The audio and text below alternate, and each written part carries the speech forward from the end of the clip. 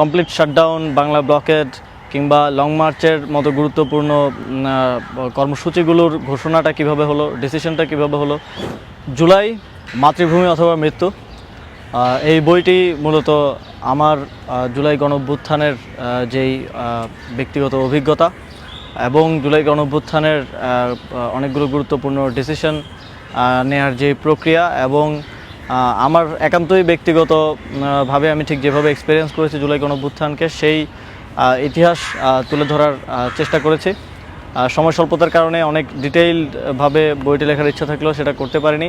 অনেকগুলো ঘটনায় আমি ডিটেইলে না গিয়ে সেই ইতিহাসের ধারাক্রমটা উল্লেখ করার চেষ্টা করেছি। তবে আমি মনে করি যে এই বই থেকে আপনারা জুলাই গণঅভ্যুত্থানের অনেক সিদ্ধান্তের ব্যাপারে জানা অনেক কিছু জানতে পারবেন এবং অনেক অভ্যন্তরীণ বিষয়ে জানতে পারবেন।